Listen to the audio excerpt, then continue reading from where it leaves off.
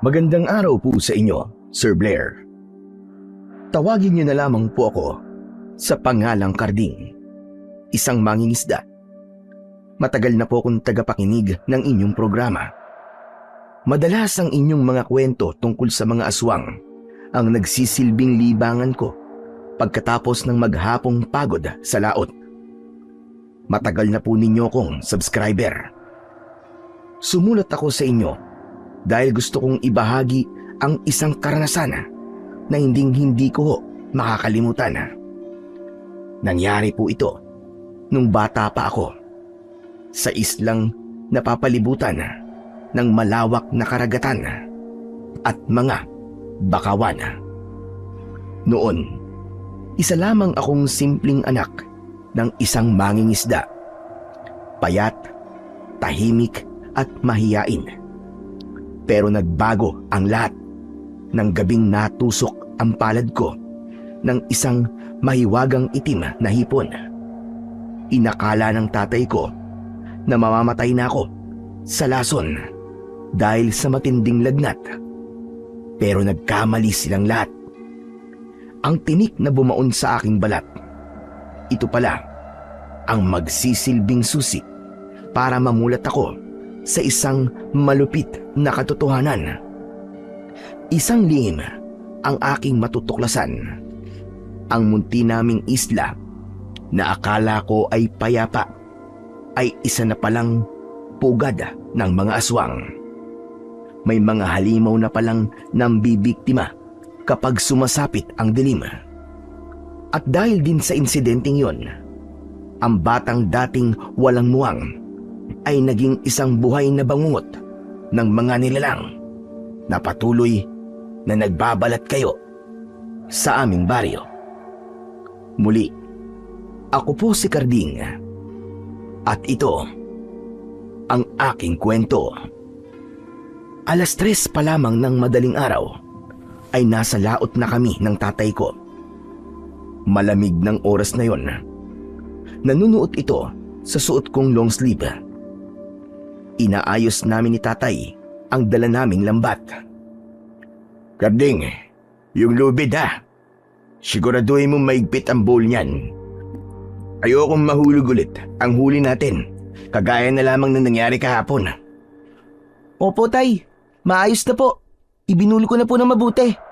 Sigurado po akong marami tayong mahuhuli ngayon tay. Medyo namamanhid pa ang mga kamay ko ng sandaling yon dahil sa pagkakahila ko sa mga magaspang na nylon ng aming lambat. Pero hindi ko magawang magreklamo. 13 taon pa lamang ako at sa aming isla, ang edad na yon ay sapat na para ituring na katuwang sa paghahanap buhay. Kami na lang ni tatay ang magkasama sa buhay dahil ang nanay ko ay hindi ko nakagisnan. Sabi ni tatay, namatay siya nang ipinanganak ako. Pero ang kakulangan yon ay hindi hadlang para mapalaki ako ng tatay ko ng maayos. Hindi siya kailanman nagkulang. Minahal niya ako ng buong buo. Simple lang ang buhay namin sa isla. Sa madaling araw, nangingisda kaming dalawa at madalas na pwestuhan namin ay yung lugar na tinatawag naming pulong. Marami kasing nahuhuli doon na mga malalaking hipon, pusit at sari-saring isda. Ilang sandali pa ay naayos na namin ang lambat. Agad namin itong hinagis sa dagat. Ngunit sa unang tapon ay wala kaming nakuha maski isang dilis. Aray ko, yun lang. Malas yata ngayong gabi ah. Huwag mong isipin yan, makakahuli din tayo. Unang bitaw pa lang naman negatibo ka na kagad. Muli naming inihanda ang lambat. At sa pagkakataong ito, itinodo ni tatay ang paghagis. Naghintay kami ng ilang minuto bago ito muling hilahin pataas. Pag-ahon ng lambat, tanging lumot lang at ilang piraso ng tuyong dahon ng bakawan ang laman nito. Tay, Wala talaga eh. Kahit isang piraso ng isda, wala. Zero, bokya. Tay, hindi kaya baka tulog pa po ang mga isda rito? Oo, baka nga tulog pa sila anak. Mabuti pa lumipat na lang tayo sa ibang pwesto. Baka gising na ang mga isda doon. Dumusog tayo ng konti doon, sa may mas malalim. Pinaandar ni tatay ang makina ng bangka. At nang matapos, ay dahan-dahan na kaming nagpalaot pa. Pero hindi pa kami nakakalayo, ay bigla na lamang huminto ang makina ng bangka. Hala tay, bakit po huminto? Naubusan po ba tayo ng krudo? Hindi anak, imposible na maubusan tayo ng krudo. Dahil puno ang tangke nito eh. Naku baka mamaya may sumabit sa hélice. Parang may humatak sa atin kanina tay bago mamatay yung makina eh. Sinubukan ni tatay na hilahin ulit ang lubid ng makina, pero ayaw na talaga nitong umandar. Malas naman oo. Ngayon pa talaga tumirik tong bangka na to. Pambihira. Tay, paano po yan? Ano pong gagawin natin? Ano pa? Di uuwi na. Sige na. Hulin mo yung sagwan. Magsasagwan na lang tayo. Hindi ko pa man nakukuha ang sagwan, ay bigla akong nawalan ng balanse dahil sa biglang paghampas ng malaking alon sa bangka namin. Natumba ako. Patuloy ang pagdating ng malalaking alon. Tay, bakit parang may bagyo po? Nakakatakot po ang malalaking alon ha. Huwag kang mataranta. Sige na, iabot mo sa akin yung sagwan. Hindi tayo pwedeng manatili dito sa gitna. Kailangan natin makapunta na kagad sa Pampang. Dahil mukhang malas nga tayo ngayong gabi. Hindi na tayo pwedeng mangisda. Mas lalo tayong walang mahuhuli dahil sa mga alon. Sige na, bilisan mo. Kinuha ko ang sagwan at ibinigay yon kay tatay. Mabilis niya naman itong inabot. Nagsagwan na siya pabalik sa Pangpang ng aming isla. Pero nang tumapat na kami sa may pulong, ay may napansin ako sa unahan. Tay, teka sandali lang. Tignan niyo oh. May mga tao po sa Pampang. Napatingin si tatay sa direksyon kung saan ako nakatingin. Siguro ay humigit kumulang 20 ang tila nagpuprosesyon sa may Pangpang. Naglalakad sila ng napakabagal. Ang kanilang kasuotan ay gawa sa magaspang na burlap o sako. Tinahi itong kamuka ng abito ng isang pari, pero may hood na siyang nagtatakip sa kanilang ulo at muka. Bawat isa sa kanila ay may tangan na isang mahabang kandilang itim. Nakapagtatakang malakas ang alon, malakas ang hangin, pero hindi namamatay ang apoy ng mga yon. Nako Karding, huwag kang maingay. Huwag mo silang titignan. Yumuko tayo. Bakit po? Mamaya ka na magtanong. Sige na, pikit! Hinawakan ni tatay ang bato ko at halos isubsub ako sa saig ng bangka. Diyan ka lang Karding ha. Huwag kang tatayo at lalong huwag na huwag mo silang titignan. Lalo na yung ningas na mga kandila nila. Bakit nga po tay? Sino po ba sila? Hala, teka. Sila ba yung... Huwag kang maingay. Manahimik ka muna. Kapag napansin nilang pinag-uusapan natin sila at nakatingin tayo, tsak na hindi na tayo makakauwi. Gusto mo ba yun? Ayoko po. Matapos kong sabihin yon, ay nanahimik na ako. Ganon din naman si tatay. Nanatili akong nakapikit at nakayuko. Pero ramdam kong muling isinasagwa ni tatay ang bangka. Ilang sandali pa ay iminulat ko na ang aking mga mata at tinignan kung nasan kami. Lumipat ang bangka sa pulong. Nagtago kami sa gilid ng mga bakawan at doon sandaling nanahimik. Tay, ano po, wala na po ba sila? Nandiyan pa. Naroon pa sila at parang nagdarasal. Sila po ba yung mga kapatiran na sinasabi ni Kaambo? Oo, sila nga. Kaya manahimik ka lang dyan hanggang sa makaalis sila. Huwag kang gagawa ng kahit na anong kilos na makakakuha sa atensyon nila. Hindi ko napigilan ang sarili ko na tanawin sila at nakita ko nga ang maliliit na ningas ng mga itim na kandila. Nakahilera sila sa dalampasigan. Nakayuko ang mga nakasako nilang ulo. Habang nakaharap sa dagat, wala silang imik. Pero mabigat ang presensya nila na damang-dama hanggang sa aming pinagtataguan. Tumahimik ako at itinuon ang paningin sa tubig sa gilid ng bangka at may napansin ako sa ilalim ng tubig. Tay, tignan nyo. Ang daming isda. Totoo ang nakita ko. Nakita ko sa lugar na yon ang mga nagtatalo ng isda.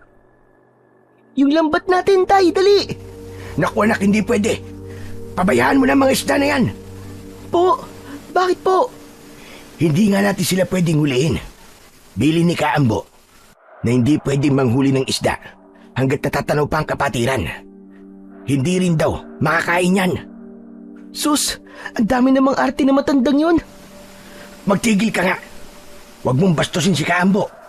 Alam mo naman kung ano ang kakayahan niya, di ba? At kung sino siya dito sa atin. Nirerespeto ng madami ang matandang yon dahil siya ay isang makapangyarihang albularyo. Alam ko naman po yun, Tay. Pero ang hindi ko po maintindihan ay kung bakit bawal mangisda kapag nandyan po yung kapatiran na yan. Sino ba kasi sila? At ano po ang kaayahan nila? Hindi ko rin alam, Kadeng.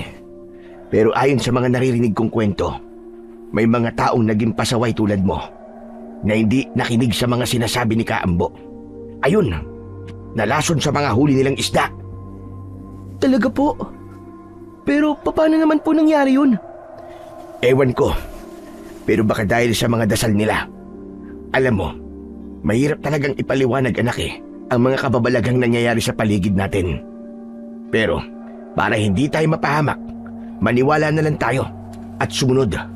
Wala namang mawawala Meron po mawawala, Tay. Ito po mga isda. Sayang po to. Sayang bang maituturing yan kung magiging lason at siyang papatay sa atin? Sige nga. Hindi ko nasagot ang tanong na yon ni tatay. Nanahimik ako at hindi na itinuloy ang balak kong manghuli ng isda.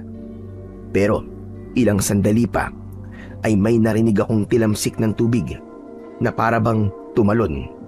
Napalingon ako sa direksyong pinanggalingan ng tunog at doon ay nakita ko ang isang lamang dagat na lumalangoy-langoy malapit sa bangka namin. Pilit kong inaninag kung ano yun at namangha ako ng tuluyan kong makita kung ano yun. Isang malaking hipon na halos kasing taba at haba ng mga braso ko. Kulay itim ito na parang uling pero parang may mga ugat itong umiilaw na kulay asul at kulay ginto sa tuwing tatamaan ng sinag ng buwan. Kung ano man yung binabalak mo, anak, huwag mo nang ituloy. Ano mang hulihin mo habang nariyan pa sila ay hindi biyaya kundi sumpa. Pabayaan mo na yan. Pero Tay, sayang to. Isang dakma lang, may ulam na po tayo mamaya. Ang laki. Ngayon lang po ako nakakita ng ganitong klaseng hipon, Tay. Hindi na baling wala tayong ulam, anak. Hintayin na lang natin na makaalis ang kapatiran at matapos sila sa kanilang ritual na ginagawa bago natin ituloy dito ang pangingisda. Tiisin mo na muna. Napakamot ako sa ulo. Sayang talaga. Napatitig ako sa tubig. Hindi ko maialis ang tingin ko sa hipon na yon, lalo na at parang nahihipnotismo ko sa kanyang paglangoy. Mabagal, para bang tinutokso niya akong abutin siya. Ilang sandali pa, hindi na ako nakatiis. Kinalimutan ko ang bili ni tatay. Kinalimutan ko ang kapatiran. Dahan-dahan kong inilubog ang aking kamay sa tubig at dahan-dahang inilapit ang aking palad sa ilalim ng tiyan ng hipon habang ang kabilang kamay ko ay naghihintay sa ibabaw. At sa isang mabilis na dakma, nahuli ko ito. Bigla itong pumalag, kaya mabilis ko siyang itinaas. Huli ka! Karding! Ano ba? Bitiwan mo nga yan! Ngunit huli na. Sa sobrang lakas ng pitik ng buntot ng hipon, tumama ang aking palad sa matulis na sungay o tinik na nasa gitna ng kanyang mga mata. Aray ko! Natusok ako! Agad akong napasigaw nang naramdaman ko yung parang kuryente na gumuhit mula sa palad ko hanggang sa kilikili. Sa gulat ko, nabitawan ko ang hipon at bumagsak ito sa sahig ng bangka. Anak nang, ano ba nangyari sa'yo? Ang kulit mo kasi! Tay, natusok po ako ng tinik ng hipon. Ang sakit, Tay. Para po akong napapaso. Ayan na nga ba ang sinasabi ko eh. Napakakulit mo kasi. Hindi ka marunong makinig. Sinabi nang wag mo na munang hulihin eh. Sorry po. Yan. Diyan ka magaling. Pagkatapos mong hindi sumunod, saka kahihingi na sorry. Ang tigas ng ulo mong bata ka eh. Ngayon iiyak-iyak ka. Kasalanan mo yan. Dahil di ka marunong makinig. Patawad na po. Hindi ko naman po kasi akalain na ganito po mangyayari. Aray, ang sakit po talaga, Tay. Ang kirot. Napatingin ako sa sugat ko. Sa maliit na tusok ay may lumabas, hindi dugo, kundi likido na malapot at kulay asul. Kita mo na yan? Sabi ko naman sa'yo, di ba? May sumpang hatid ang mga kapatiran na yon kapag hindi sila sinunod. Yang katigasan ng ulo mo, yan ang papatay sa'yo balang araw. Hindi ako makasagot. Kahit medyo masasakit ang sinabi ni tatay, ay alam kong nag-aalala lang siya ng sobra sa akin. Hindi ko na kayang tiisin ang sakit. Makalipas ang ilang minuto, habang tumatagal, lalong lumalala ang sakit at kirot. Aray ko! Ang sakit na talaga, hindi ko na kaya, Tay! Aray! Anak, sandali lang. Tumahimik ka muna. Tignan mo. Itinuro ni tatay ang pangpang. Dahil sa ingay naming mag-ama, ang grupo ng mga taong yun ay tumigil sa pagdarasal at ang kanilang mga ulo na nakayuko at nakatago sa ilalim ng hood ay dahan-dahang humarap sa direksyon ng aming pinagtataguan sa bakawan. Yuko, anak! Yuko! Agad niyang isinubsob ang ulo ko sa ilalim ng bangka.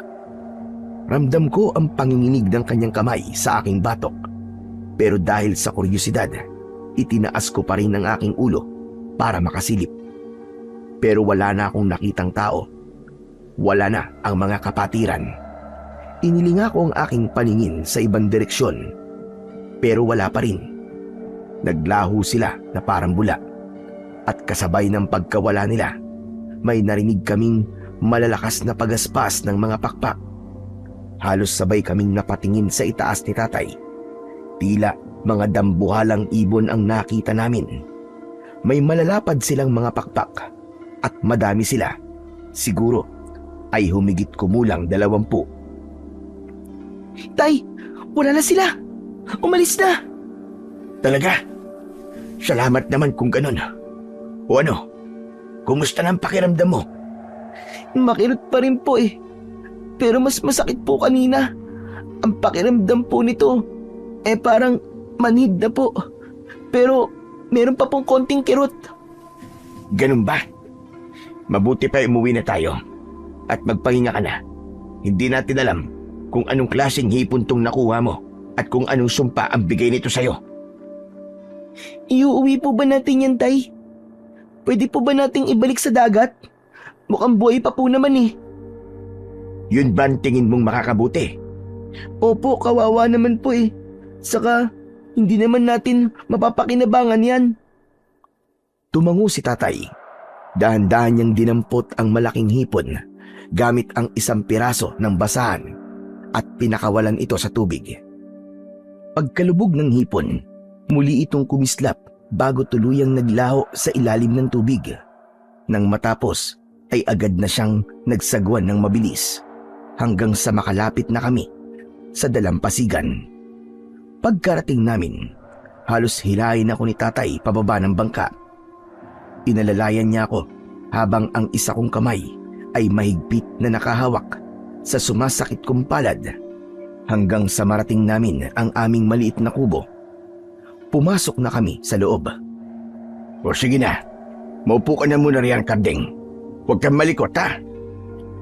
Nagmamadaling kumuha siya ng isang bote ng suka at malinis na damit. Humila siya ng silya sa tapat ko at hinawakan ang kamay ko. Tiisin mo ito. Lalagyan natin ang suka. Sabi kasi ng mga matatanda noon, ang suka ay kayang humigop ng lasyon ng mga lamang dagat.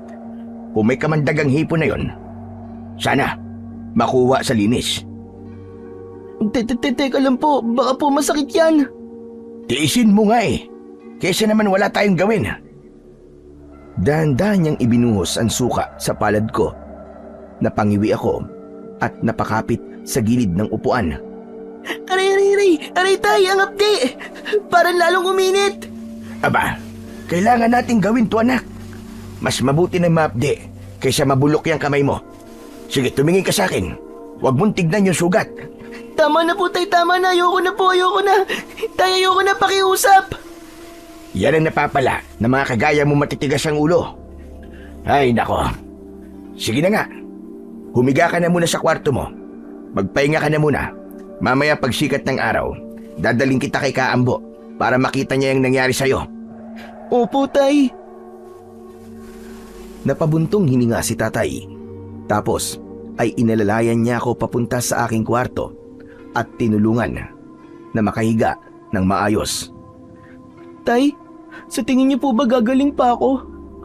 Natatakot po kasi ako eh. Parang hindi po normal yung nararamdaman ko ngayon. Huwag ka nang mag-isip ng kung ano-ano. Matulog ka na. Iniwan na ako ni tatay at dahan-dahan niyang isinara ang pinto ng kwarto ko. Itinaas ko ang kamay ko at tinignan ang kalagayan nito. Nanlaki ang mga mata ko nang makitang may mga kulay asul na linyang gumapang paakyat sa aking braso. At sa bawat segundo, ang kirot ay nagiging kuryente ulit na tumutusok-tusok sa laman ko. Ano ba kasi to? Bakit ako nagkakaganito?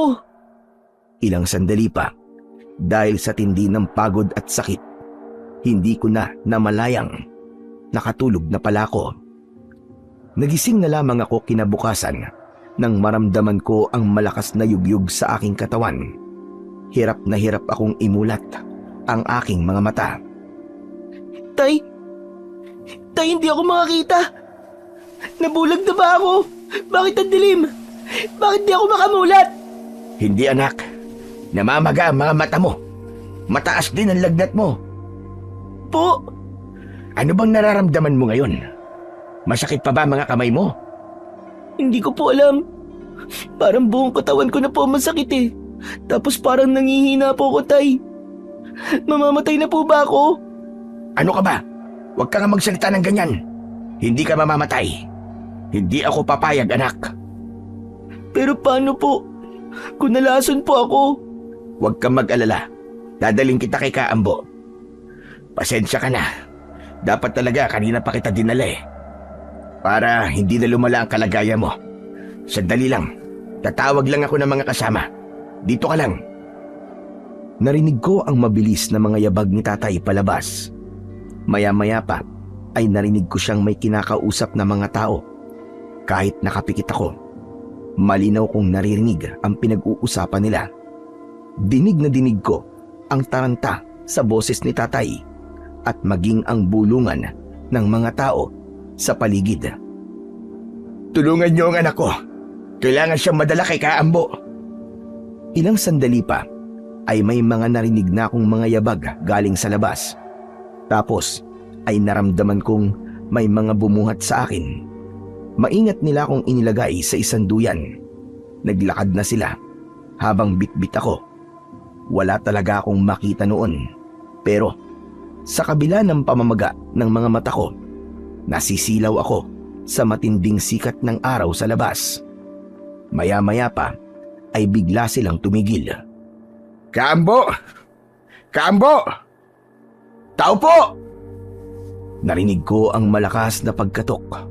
pero walang sumasagot kay tatay. Kaambo, maawa po kayo. Ang anak ko natusok ko ng hipon. Masama po ang lagay niya. Pakiusap, Kaambo, tulungan niyo ho kami. Nanatiling tahimik ang loob ng bahay. Wala si Kaambo. Wala yata talagang tao. Walang sumasagot sa mga katok at pakiusap ni tatay. Naghintay pa kami ng ilang sandali. Ang mga kapitbahay na tumulong magbuhat sa akin ay nagbubulungan na. Nagtataka sila kung bakit wala ang albularyo, gayong hindi naman ito umaalis ng bahay kapag ganong oras. Saka wala namang nakakita dito na umalis. Sa gitna ng pagkakagulo nila, bigla akong natigilan. May naamoy akong hindi maganda. Tay, ang baho. Alis na po tayo dito. Ha? Ano ba sinasabi mo? Bakit tayo aalis kailangan mo nga magamot? Hintayin natin dito si Kaambo. Baka mamaya may pinuntahan lang yun. Baka pabalik na rin. Ayoko na po dito. Iwi niyo na po ako. Hindi ko na po talaga kaya ang amoy tay, ang lansa. Parang pinaghalong panis po na isda, saka nabubulok na karne. Napangiwi ako. Ang amoy ay hindi lang basta mabaho. Masangsang ito. Nanunuot sa ilong ko. Ano bang mabaho? Wala naman akong naaamoy, Karding ha. Meron po. Sobrang tapang po talaga ng amoy tay. Hindi na nga po ako makahingi. Tay, umuwi na po tayo. Ayoko na rito. Sandali lang naman, anak. Teka, kayo ba mga kasama? May naaamoy ba kayo? Sumagot ang iba. Ang sabi nila ay wala. Pero patuloy kong naaamoy yun na para bang nanggagaling sa bakuran o sa loob mismo ng bahay ng albularyo. Tapos, may naririnig din ako na para bang ngumunguya, ngumangasab. Pakinggan niyo po, may naririnig po ako. May kumakain po sa loob ng kubo. May ngumunguya. Parang hayop po. Nangumangasab po ng laman at buto. Naku, naloko na. Nagdideliryo na talaga ata ang anak ko. Kung ano-ano na sinasabi. Kaambo! Kaambo, nandiyan ka ba? Pakiusap, tulungan niyo ho ang anak ko! Tumigil na ako sa pagsasalita. Mas pinakiramdaman ko ang paligid ng oras na yon. Alam ko, may tao o hayop sa loob ng kubo ni Kaambo. Buksan niyo po ang pinto. Malalaman niyo po na nagsasabi po ako ng totoo. Natigilan silang lahat. Walang nakapagsalita sa sinabi ko. Pero bago pa man nila magawa ang sinasabi ko, biglang narinig ko na bumukas ang pintuan ng kubo. Naku, salamat naman po, Kaambo. Pasensya na kayo. Nandun kasi ako sa loob ng banyo. Nagbabawas. Bakit? Ano ba nangyari? Ito ho kasing anak ko, Kaambo. Tulugan po ninyo. Mataas na mataas po ang lagnat niya. Tapos tignan niyo po ang mga braso niya. Parang may lason. Aba, oo nga no. Ano ba nangyari dito? Nandikya ba ang anak mo? Hindi ho, Kaambo. Pero natusok po siya ng isang itim na hipon. Ano ka mo? Itim na hipon? At saan naman kayo nakakuha ng ganong hipon? Doon ho, sa may bakawan po kanina. Nandun kayo sa may bakawan? Abay, saan doon? Doon po sa may pulong. Nagtago po kami sa mga sanga ng bakawan. Kasi ano? Nagtago po kami doon. Kasi dahil naroon sa pampang ng oras na yun ang kapatiran. Ano ka mo? At naghuli kayo ng hipon habang nandoon ang kapatiran. Hindi naman po sinasadya ng anak ko, Kaambo. Bata pa po kasi siya, kaya sadyang matigas ho ang ulo. Mga lapastangan. Yan ang napapala ng mga di nakikinig. Di ba sinabi ko na sa inyo na umiwas kayo sa mga ito at mas lalong huwag kayong huhuli ng mga isda o anumang lamang dagat habang nakikita nyo sila. Alam ko naman ho yun, Kaambo. Pero pinagsabihan ko naman po ang anak ko. Kaso'y matigas ang ulo, hindi nakinig. O sige. Hintayin niyo ako dito. Kukuha lang ako ng ipantatawas natin dyan para malaman natin kung ano ang nangyari sa kanya. Talaga bang natinik lang yan ng hipon? Baka naman may iba pang sanhiyan. Ang totoo, hindi ko nga rin alam eh. Teka, Anong nakita nyo na ginagawa ng mga kapatiran? Nakita lang po namin sila na nakayuko at nakatanaw sa tubig ng dagat. Bukod dun, wala na po. Sigurado ka ba na yun lang? Oo, kasi sinikap ko naman pong wag tumingin at makiusyoso.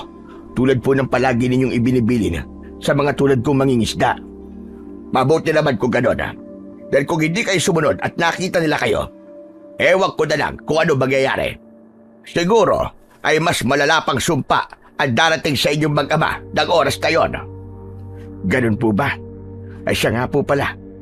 Kung delikado ang mga kapatiran na yon, bakit hinahayaan nyo lang po na magatid sila ng takot dito sa lugar natin?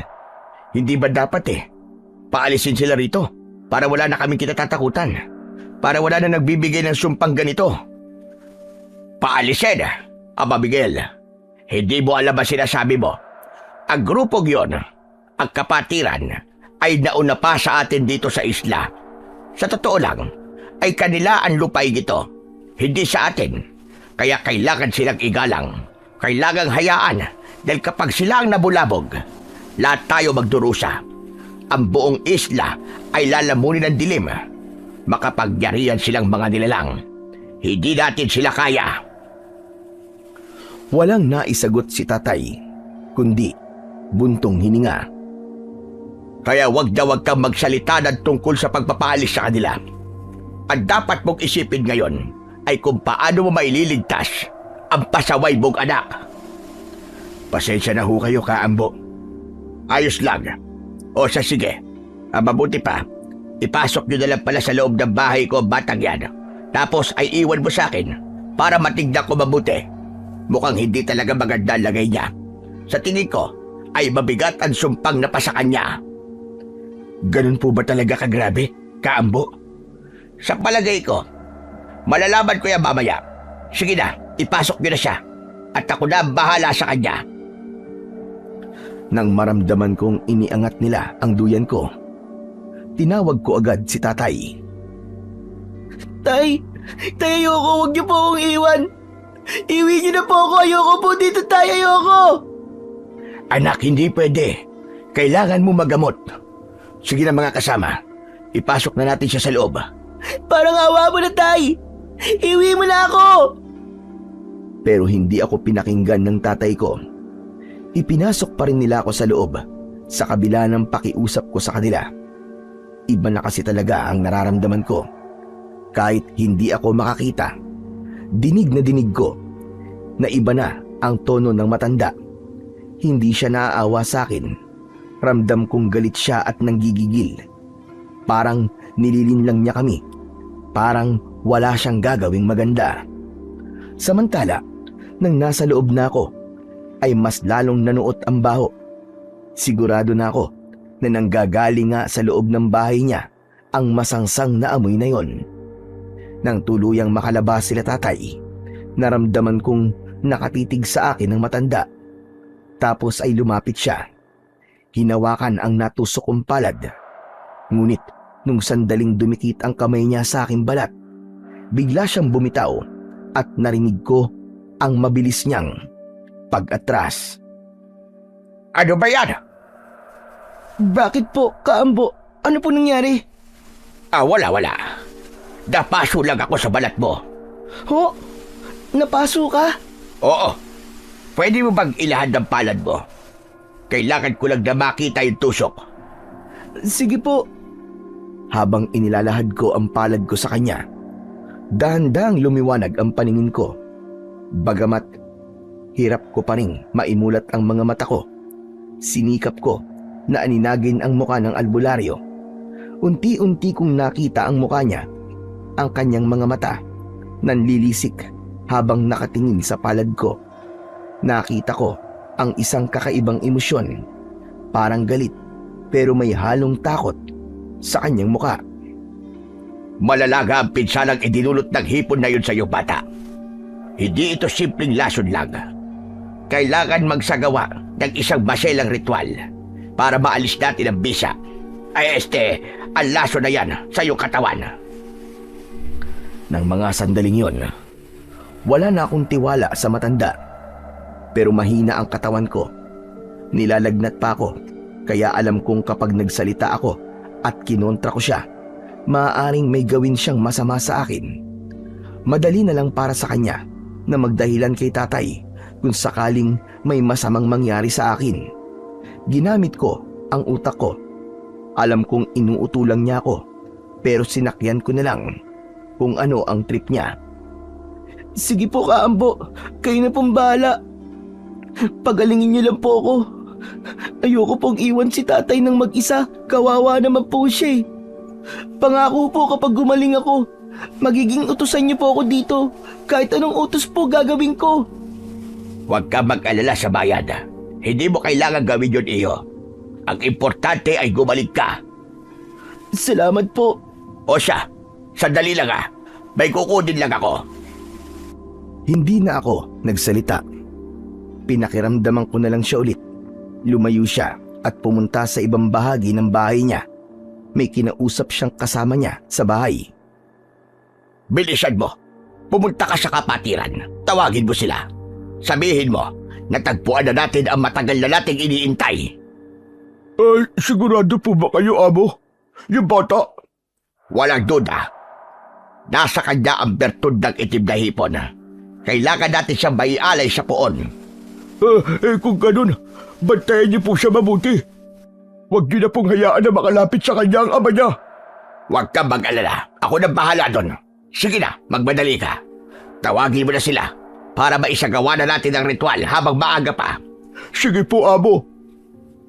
Kasunod nun ay nagpaalam at lumakad na ang katulong. Napahigpit ang hawak ko sa upuan. Ang sakit na nararamdaman ko ay biglang napalitan ng kakaibang panlalamig. Niloloko kami ni Kaambo. Kasali siya sa kapatiran. Narinig ko mismo sa kanyang bibig. Doon ko unti-unting napagtanto ang nangyayari sa akin. Hindi lang pala asul na dugo ang idinulot ng tinik ng itim na hipon. Lumawak din ang sakop ng aking pandama. Narinig ko ang mabilis na pagtakbo ng katulong. May mga naaapakan pa siyang tuyong mga dahon at sanga. Narinig ko din ang mabilis na pagtibok ng puso ng tatay ko kahit malayo siya sa akin. Pati ang kanyang pagbuntong hininga. Kilalang kilala ko. Pero ang mas nakakatakot, yung boses ni Kaambo na nagbabalat kayo bilang isang mabuti at magaling na albularyo. Nararamdaman kong nakatingin siya sa akin. Nakatitig habang nasa kusina at ako ay nasa sala. Bumubulong siya pero tulad kanina, malakas ko itong naririnig. Sa wakas, pagkatapos ng maraming taon, lumabas din ang bertud. Ang batang ito ang tatapos sa matagal na naming paghihintay. Siya at Susi para tuluyan na naming mahawakan ang islang ito. Sa kanya manggagaling ang lakas na hindi matatalo ng kahit na sino. Para sa ating lahat, sa kapatiran. Hindi ako kumilos at nagkunwaring walang naririnig ng sandaling yon dahil alam kong nakatingin siya. Ngunit nang maramdaman kong pumasok siya sa kusina, dahan-dahan kong sinubukang igalaw ang mga paa ko. Mabigat pero kailangan kong kumilos bago pa makabalik ang katulong kasama ng mga taong nakasako ang ulo. Kailangan kong makaalis. Gapang, ganun ang ginawa ko. Dahan-dahan akong gumapang papunta sa may pinto. Nahirapan ako dahil parang may nakadagan na sako ng bigas sa likod ko. Pero ilang sandali pa, biglang kumirot uli yung palad ko, yung tinusok ng hipon. Unti-unti, nakaramdam ako ng kakaibang lakas. Nakakita na ako. Hindi na nanginginig ang mga tuhod ko. Nawala na yung bigat. Biglang gumaan ang pakiramdam ko. Isang himala na parang bumalik ang lakas ko. Ginamit ko na ang pagkakataong yun para tumakas. Mabilis kong binuksan ang pintuan at tumakbo pabalik sa bahay namin. Ilang minuto lang, natanaw ko na ang kubo namin. Nakita ko si tatay na abalang nag-aayos ng kanyang lambat. Tay! Tay! Diyos ko, Karding! Magaling ka na! Opo, tay! Ha? Aba, Ang galing naman niya. Napagaling ka kagad. Magkano daw ang ibabayad dati sa kanya, anak? Hindi tay, mali po kayo tay. Hindi po siya nagpagaling sa akin. Ano ka mo? Sino nagpagaling sa'yo? Hindi ko na siya sinagot. Bagkus ay hinawakan ko ang kamay niya at bahagya itong hinila. Teka lang anak, teka lang. Saan ba tayo pupunta? Bakit mo ko hinihila? Alis na po tayo dito sa bahay tay, bago pa sila makasunod. Kailangan po natin makalayo. Huminto si tatay at binawi ang kamay niya. Kitang-kita ko sa mukha niya ang labis na pagtataka. Pero nandoon din ang pag-aalala at takot sa mga mata niya. Karding, teka lang. Ano ba talaga nangyayari? Magpaliwanag ka nga muna. Bakit tayo aalis? At sino ang susunod sa atin? Huminga ako ng malalim. Nagsimula na din akong umiyak habang nagpapaliwanag. Sinabi ko sa kanya ang lahat. Yung nakita ko. Yung lahat ng mga narinig ko. Sinabi ko din yung tungkol sa bertud na siyang habol nila sa akin. Natulala si tatay. Alam kong mahirap paniwalaan. Pero alam kong kilala niya ako. Hindi pa ako nagsisinungaling sa kanya kahit kailan. Tay, umalis na po tayo dito sa isla, parang awa niyo na po. Ano ka mo? Pero anak, kung aalis tayo dito, saan naman tayo pupunta? Wala tayong kamag-anak sa ibang lugar. Wala din tayong pera. Dito ang buhay natin. Kung aalis tayo dito, paano tayo kakain? Saan tayo titira? Sayang ang bahay at lupa natin dito. Tay, mas mahalaga pa po ba yun kaysa sa buhay ko? Natigilan si tatay sa tanong ko. Nanatili lang siyang nakatitig sa akin. Tay, sasakupin po tayo ng mga taong yun. Papatayin nila ako para makuha ang bertud na kailangan nila. Aanhin po natin ang bahay, tay, kung patay naman ako. Doon na bumigay si tatay. Niyakap niya ako ng maigpit. Sige, anak, aalis tayo. Mag-impake ka lang ng ibang gamit natin at kukunin ko ang krudo. Sige na, magmadali ka. Ganun na nga ang ginawa namin. Wala kaming dinalang mabibigat na gamit. Ilang damit lang, tubig at pagkain. Patakbo kaming pumunta sa dalampasigan kung saan nakadaong ang bangka namin. Inayos sandali ni tatay ang makina, ngunit ilang sandali pa ay biglang may lumapit sa amin. Oh, paring Miguel, saan ang lakad niyo mag-ama? Abay tanghaling tapat mangingisda kayo? Aalis kami, pare. Tatakas kami. Ano ka mo? Tatakas? Abay bakit? May traso ka ba? Sino tinatakasan niyo? Sasagot sana si tatay ng kung ano lang, pero ako na ang nagsalita. Hindi ko napigilan ang sarili ko. Yung mga kapatiran po, yung mga taong nakasako ang ulo. Pagkarinig na pagkarinig ni Mang Pedring nun, nagbago ang itsura ng mukha niya. Nawala ang ngiti. Lumingon siya sa paligid para tignan kung may ibang tao. Tapos lumapit siya ng gusto sa amin. Ang kapatiran? Sigurado ka ba sa sinasabi mo, Totoy? Opo. Tinitigan ako ni Mang Pedring, tapos tumingin kay tatay. Akala ko, pagtatawanan kami o sasabihin nasisiraan na kami ng bait. Pero seryoso siya. Ganun ba? Nako, delikado kung lalaot kayo ngayon. Baka lalo kayong masundan. Mabuti pa, ay sumama kayo sa bahay. Bilis! Pero pare, Magtiwala kayo sa akin. May mahalaga akong sasabihin tungkol sa kapatiran na yan. Tara na!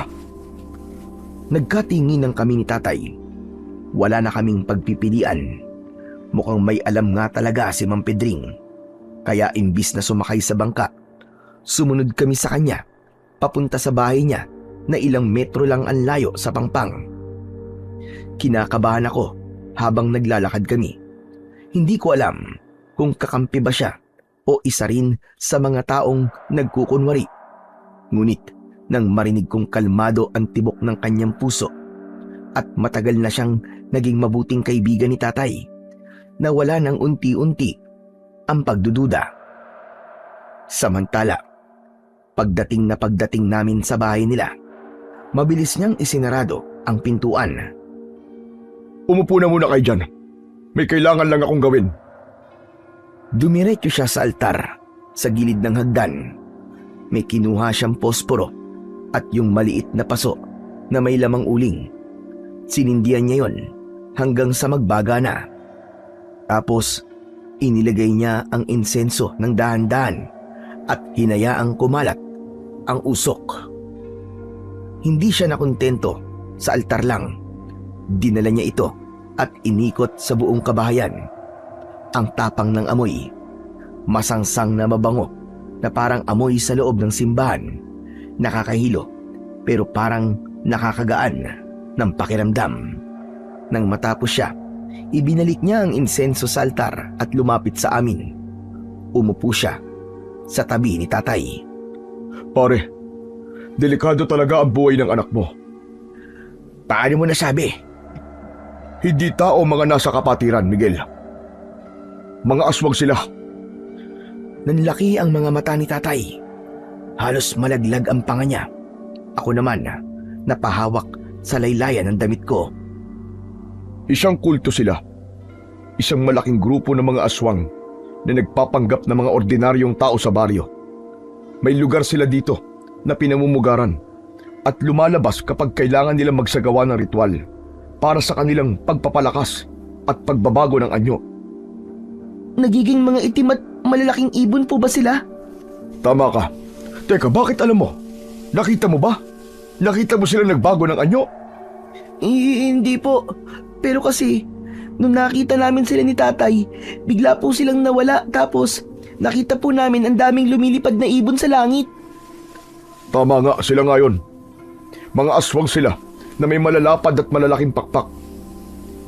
Kung ganun, ay totoo palang sinasabi ng anak ko. Totoong totoo, pare. Matagal ko nang alam ang tungkol sa kanila.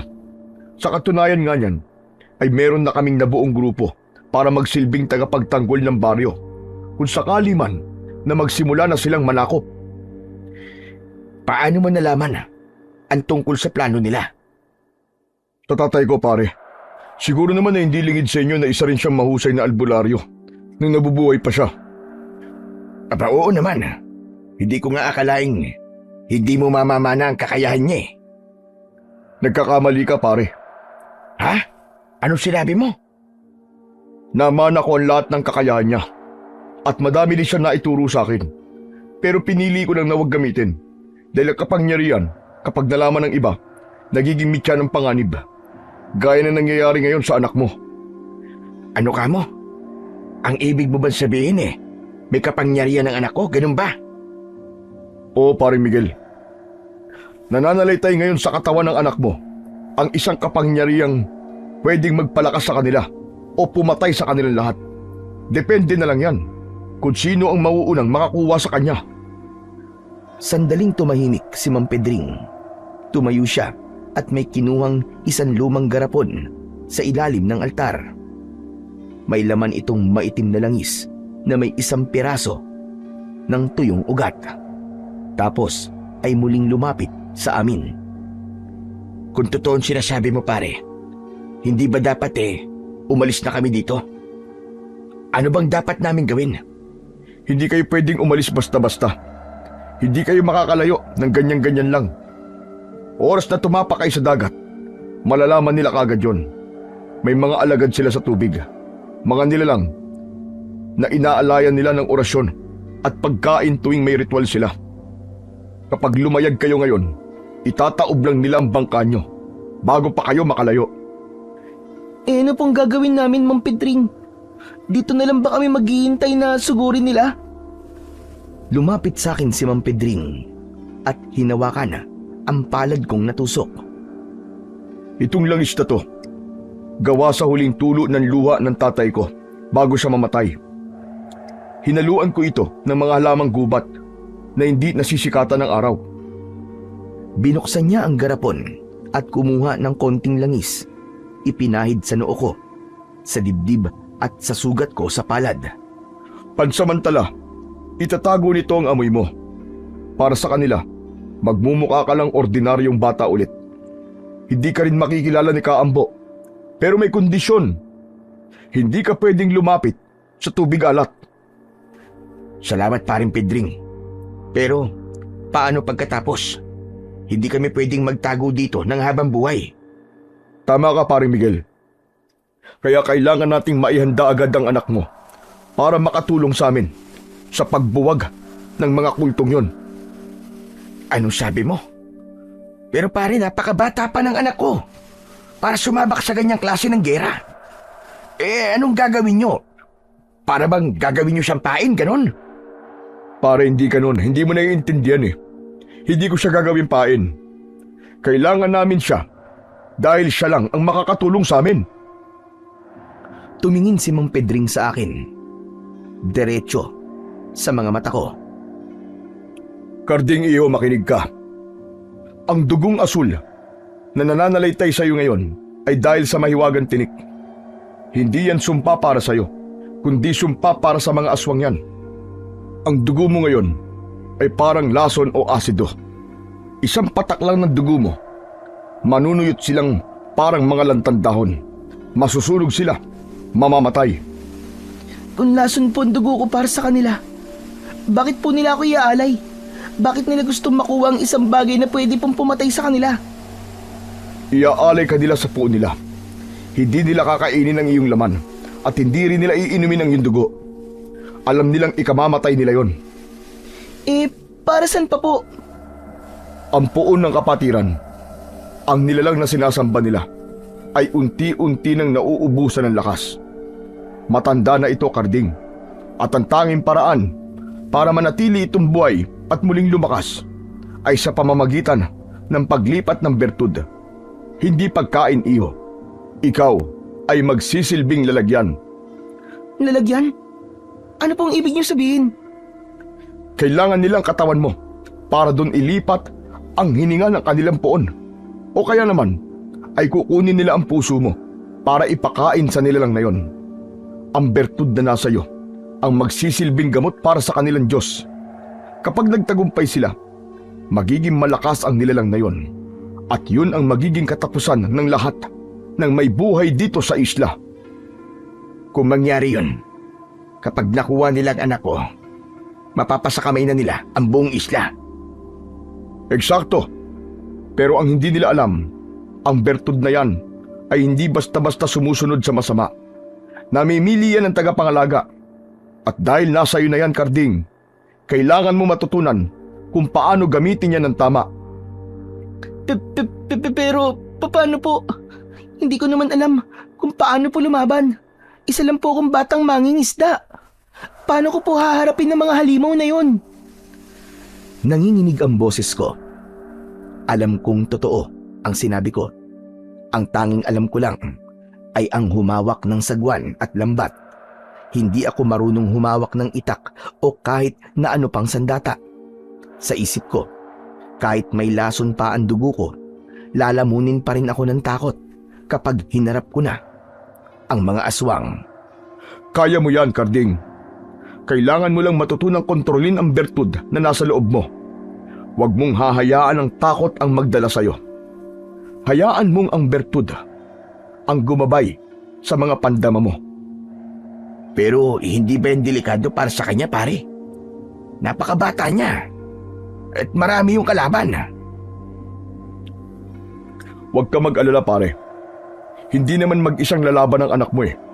Marami tayong kakampi. Sumama kayo sa akin. Dadalhin ko kayo sa kanila. Doon ligtas si Karding habang inaaral niya ang lakas niya. Doon natin bubuuin ang plano kung paano tatapusin ang kasamaan ng kapatiran na yon. Tumango si tatay. Kahit kita ko pa rin na parang hindi siya makapaniwala sa mga naririnig niya. Ngunit bago pa kami makatayo, bigla akong napako sa kinauupuan ko. Napahawak ako sa magkabilaang tenga ko. Narinig ko kasi ang boses ni Kaambo. Malakas, matinis, galit na galit. Tay, si Kaambo! Naririnig ko po siya! Pinapahanap na po niya ako! Anong gagawin natin? Natigilan sina tatay at Mang Pedring. Nagkatinginan silang dalawa. Bakas ang gulat sa kanilang mga muka. Galit na galit po siya! Ang lakas-lakas po ng boses niya. Rinig na rinig ko po. Ibig mong sabihin, anak, naririnig mo si Kaambo? Aba, malayo ang bahay nun dito, anak. Saka wala naman ako naririnig na iba, maliban sa mga tahol ng aso. Opo, Tay, ang lakas-lakas po. Parang nasa tapat ko lang po siya, nakakabingi na. Tay, natatakot po ako anong gagawin ko. Sigurado ka ba dyan, anak? Hinawakan ni Mang Pedring ang balikat ni tatay. Seryoso ang mukha niya habang nakatingin sa akin. Pare, huwag mong pagtakhan kung naririnig man niya si Ambo. Kahit nasa malayo pa yon. Isa yan sa regalo ng bertud sa anak mo. Ang talas ng pandilig niya ay 10 beses na mas malakas o higit pa kaysa sa normal na tao. Sa kanya, ang bulong ay malinaw na malinaw niyang naririnig. Ano pa kaya ang mga sigaw? Napatingin sa akin si tatay. Alalang-alala na siya sa akin. Awang-awa na rin siya habang tinitignan akong nakatakip ang mga kamay sa tenga. Karding, pakinggan mo ako mabuti. Gamitin mo yan. Huwag kang matakot sa boses niya. Imbis na matakot ka, gamitin mo yung pandinig mo para malaman natin kung gaano na sila kalapit. Alamin mo kung nasa na sila para makapaghanda tayo. Nakahinga ko ng malalim. Pinikit ko ang aking mga mata at pilit kong inihiwalay ang boses ni Kaambo sa iba pang mga tunog. Doon ko narinig ang papalapit na mga yabag. Parang nakikita ko na papaliko na sila sa kanto palapit sa bahay ni Mang Pedring. Mabilis ang lakad nila. Mang Pedring, nasa may kanto na po sila. Papunta po sila dito. Susugod po sila dito. Lintik na yan. Paano nila nalaman na nandito tayo? Pero huwag kayong mag-alala. Tulad ng sinabi ko, hindi nila kagad makikilala si Karding dahil sa bisa ng langis. Pero ikaw pare, kailangan mo magtago. Diyak ka na lang sa loob ng lumang kabinet. Magpapausok ulit ako para hindi ka nila maamoy. Mabilis na pumasok si tatay sa loob ng kabinet. Ako naman, pinaupo ako ni Mang Pedring sa isang sulok. Ilang sandali pa, narinig na namin ang malalakas na katok sa pinto. Parang gigibain ng bahay. Binuksan ni Mang Pedring ang pinto ng bagya. Kunwari ay bagong gising. Sino ba yan? Abay sisirain niyo ba pinto ko? Oh, Kaambo, ikaw pala. Anong atin? Hindi na ako magpapaligoy-ligoy pa. Ilabas mo na ang mag-amang Miguel at Karding. Sino? Abay teka, bakit ko na ba sila ilalabas? Wala naman sila dito. Saka bakit niyo ba sila hinahanap? May atraso sa akin na mag-amang yon. Kaya kailangan ko silang makita kagad. Sigurado ka bang wala sila rito? Wala nga sila rito. Hindi ko pa nga nakikita mag-amang yun mula pa kahapon eh. Nagsisinungaling ka. May nakapagsabi sa akin na may kasama kang isang lalaki at isang batang lalaki kanina. Yun ba? Di naman si Miguel at Karding yun eh. Yung pamangkin ko yun na si Joel at yung tatay niyang si Julio. Inihatid lang dito yung bata dahil dito raw muna magbabakasyon ng ilang araw. Hindi sumagot si Kaambo. Bagkos ay mabilis niyang itinulak ang pinto at pumasok sa loob kasama pa ang 2 lalaki. Lumingon-lingon siya sa paligid. Nakita niya ako sa sulok. Nagkatinginan kami. Sobrang kaba ko pero pagkaraan ng ilang segundo, binawi niya ang tingin at inis na iniwasan ako. Laking ginhawa ko nang hindi niya ako makilala. Akala niya, ordinaryong bata lang ako. Sinabi ko na sa inyo wala rito ang hinahanap nyo. Nakakaabala na kayo, Kaambo. Umalis na kayo. Sandali lang. Pumakbang siya ng dahan-dahan. Tumigil siya sa tapat ng lumang kabinet kung saan naroroon si tatay. Nagkatinginan kami ni Mang Pedring. Pareho kaming kinakabahan dahil kung bubuksan ni Kaambo ang kabinet na yon, lagot na. Huwag mong susubukang buksan ang kabinet na yan. Bakit? May tinatago ka ba dito? Hahawakan na niya sana ang pinto ng kabinet. Pero bigla siyang natigilan nang may maamoy na hindi matukoy. Biglang tumawa ng mahina si Mang Pedring. Yung tawang parang nanunuya. Buksan mo, Ambo. Sige, ituloy mo. Pero huwag kang magrereklamo sa akin kung bigla na lamang manghina yung mga alagad mo sa loob ng bahay ko. Lalong natigilan ang matandang albularyo. Patagilid niyang nilingon si Mang Pedring. Anong ibig mo sabihin? Diyan sa kabinet na yan, ang imbakan ko ng mga pinamili kong mga bawang at sako-sakong mga asin. Plano ko sanang iluwas yan sa bayan bukas. Sige, buksan mo para mangisay ang mga tauhan mo. Pagbigyan mo ang kuryosidad mo. Bagyang napaatras ang mga lalaking nasa likuran ni Kaambo. At isa pa, kung hinahanap mo talaga si Miguel, bakit ka nag-aaksaya ng oras dito? Baka nga nandun na yun sa dagat eh. Kayo din, matatakasan kayo. Naningkit ang mga mata ni Kaambo. Tapos ay unti-unting umatras palayo sa kabinet. Halina kayo. Sayang ang oras natin dito. Baka makalayo na ang dalawang yon. Bilisan natin! Lumabas na sila. Narinig ko ang mabilis nilang pagtakbo patungo sa kung saan. Nanatili kaming tahimik ng ilang minuto. Gamit ang talas ng pandinig ko, sinubaybayan ko ang bawat tunog.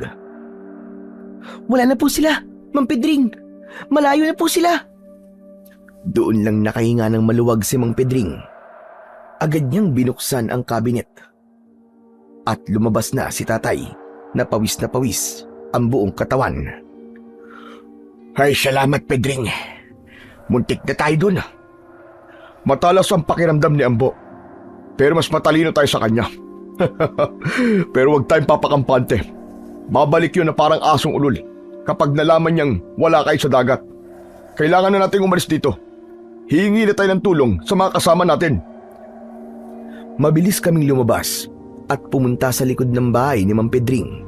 Dire-diretso kami sa masukal na bahagi ng bakuran niya kung saan medyo tago at hindi kita sa kalsada. May inalis siyang isang tumpok ng mga tuyong damo at baging. Tapos ay itinaas niya ang isang mabigat na takip na gawa sa kahoy. May tunnel po dito. Oo, Karding. Sikretong daan to na ginawa namin matagal na.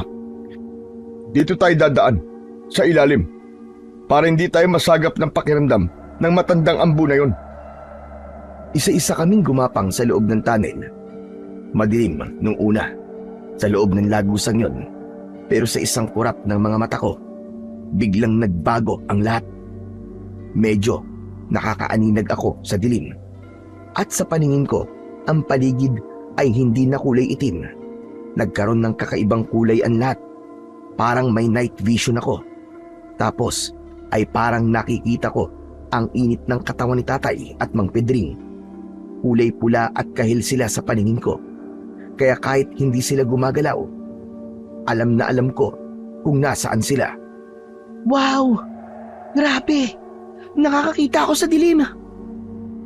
Dahil sa bagong kakayahan kong ito, hindi ako nahirapan sa paggapang. Hindi ko din sila nabubunggo.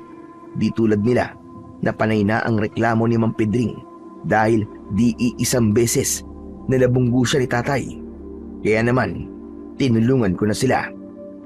Tay, tigil na muna. May matulis po na ugat dyan. Matatapakan niyo po. Mang Pedring, daan-daan po. Kasi may malalim po na lubak dyan sa harap po ninyo. Nakikita mo?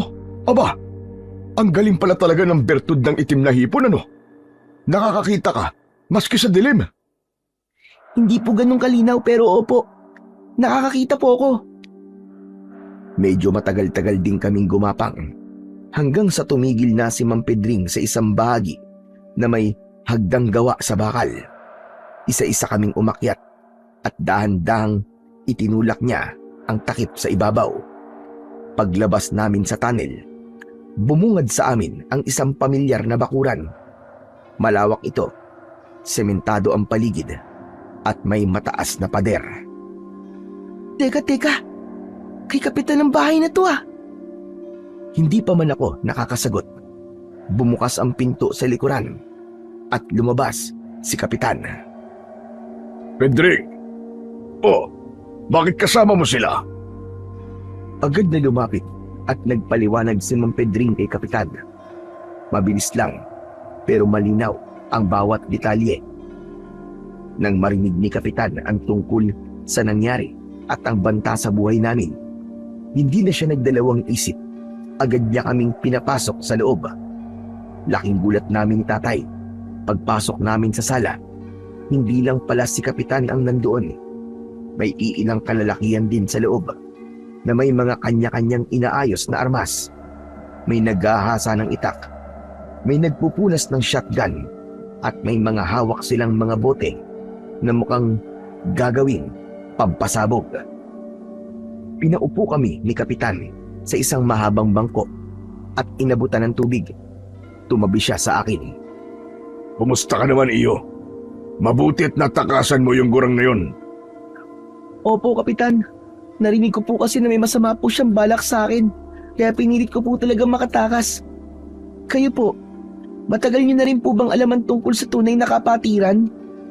Alam niyo na po ba kung ano sila? Oo, matagal na siyempre. Hindi naman ako bulag eh. Alam naming hindi mga normal na tao mga kasapi doon. At si Ambo, matagal na naming alam na miyembro siya nun. Kaya lang, wala kami magawa eh. Mahirap kasing kalabanin ng mga aswang na yan. Lalo na't ang mga tao dito sa atin eh, urong sulong sa mga plano namin. Urong sulong? Oo, yung iba gusto lumaban. Pero kapag itutuloy na, hindi na nagpapakita. Takot na sila. Hindi kami makabuo ng desisyon kung lalaban ba o mananahimik na lang.